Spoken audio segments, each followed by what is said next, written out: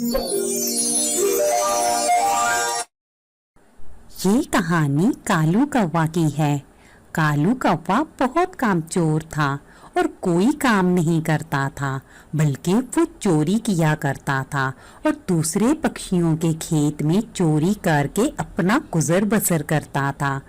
उसी जंगल में टुनटुनी नाम की एक चिड़िया रहती थी। टुनटुनी बहुत ईमानदार थी।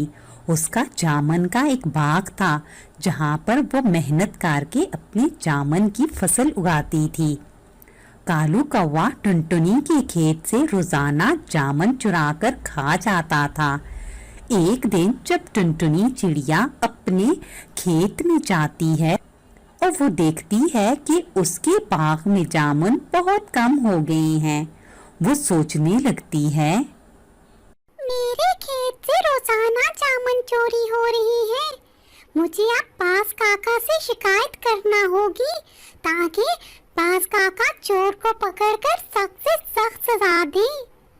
फिर टुनटुनी चिड़िया बाज काका के पास जाती है और कहती है, बाज काका, मेरे बाग से रोजाना जामुन चोरी हो रहे हैं। मैं चाहती हूँ कि आप चोर को पकड़कर सजा दें। ठीक है टुनटुनी, लेकिन ये बताओ, क्या तुमने चोरी करने वाले को देखा है क्या? नहीं बाज काका, मैंने जामुन चुराने वाले को कभी नहीं देखा। टुनटुनी, अगर तुम्हें किसी पक्षी पर शक है तो मुझे उसका नाम बताओ। नहीं नहीं बाज काका, मुझे किसी पक्षी पर कोई शक नहीं है। ठीक है टुनटुनी, मैं कल ही सब पक्षियों को बुलाकर तुम्हारी समस्या का हल निकालूंगा और उनसे पूछूंगा कि तुम्हारे जामुन कौन रोज रोज चुरा रहा है। अरे, कुछ सुना है? बाज काका ने सब पक्षियों को कल पुराने पेड़ के पास जमा होने को कहा है। आखिर ऐसा क्या हो गया है कि बाज काका ने सबको बुलाया है? मुझे तो लगता है कि मसला ज्यादा गंभीर है, इसलिए उन्होंने कल सुबह सुबह सब पक्षियों को पुराने पेड़ के नीचे जमा होने को कहा है।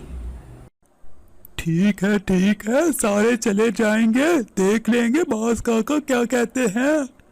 फिर अगले दिन सारे पक्षी पुराने पेड़ के नीचे जमा होते हैं।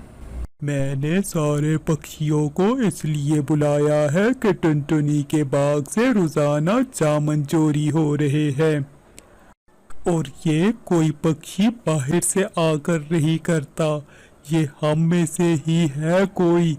अब मैं सबको आदर्श देता हूँ कि जो पक्षी ऐसा कर रहा है वो सामने आ जाए, और अगर किसी पक्षी को पता है कि चोर कौन है तो वो भी आगे आकर मुझे बता दे। बाज काका की बात सुनकर कोई भी पक्षी आगे नहीं आता। बाज काका फिर से कहते हैं, मैं फिर से कह रहा हूँ, अगर आप में से कोई भी पक्षी है तो आगे आ जाए, वरना अगली दफा अगर कोई पकड़ा गया तो मैं उसे जंगल से निकाल दूंगा। ठीक है, अब आप सब जा सकते हो। फिर सारे पक्षी वहां से चले जाते हैं। टुनटुनी चिड़िया अकेली रह जाती है। वो सोचती है, इस तरह तो चोर का कभी पता नहीं चलेगा और मेरे जामुन रोज चोरी होते रहेंगे। मुझे खुद ही इस समस्या का हल ढूंढना होगा। फिर टुनटुनी चिड़िया अपने खेत में आकर एक जहरीली दवाई का छिड़काव कर जाती है और अपने घर की तरफ चली जाती है। जैसे ही रात होती है, कालू कौवा टुनटुनी के बाग से जामुन चोरी करने आता है। ये टुनटुनी अपने आप को कुछ समझती है। ये समझती है कि बाज काका से शिकायत करके ये चोर को पकड़ लेगी, लेकिन मैं भी इसे पकड़ा ही देने वाला नहीं। इसे सारी जिंदगी नहीं पता चलेगा कि चोर कौन है। और मैं जल्दी से जामुन खा के यहाँ से चला जाता हूँ। ये कहकर कालू कौवा जामुन खाने लगता है। जामुन खाने साथ ही वो जमीन पर गिर जाता है। जंगल में जैसे ही सुबह होती है, टुनटुनी चिड़िया बाज काका को लेकर बाग में आती है और देखती है कि कालू कौवा जमीन पर गिरा हुआ है। वो बाज काका से कहती है, काका, ये देखो, ये कालू है जो रोज रोज मेरे जामुन चुराता है। आज ये पकड़ा गया है। कल रात चोर को पकड़ने के लिए मैंने अपने बाग में जहरीली दवाई का छिड़काव किया था। कालू ने यकीनन मेरे बाग से जामुन खाए हैं, इसीलिए ये बेहोश होकर जमीन पर गिर गया है। फिर बाज काका कालू को जोर जोर से हिलाते हैं। कालू होश में आ जाता है।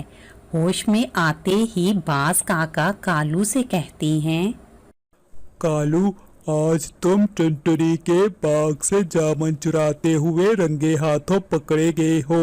मैंने तुमसे कल ही कहा था कि जो चोर है सामने आ जाए, लेकिन तुम नहीं आए। अब तुम्हें चोरी करने की सज़ा मिलेगी। अब तुम इस जंगल में नहीं रह सकते, क्योंकि हमारे जंगल में चोर की कोई जगह नहीं है। फिर मजबूरन कालू को वो जंगल छोड़कर जाना पड़ता है। इस तरह उसे अपने किए की सज़ा मिल जाती है।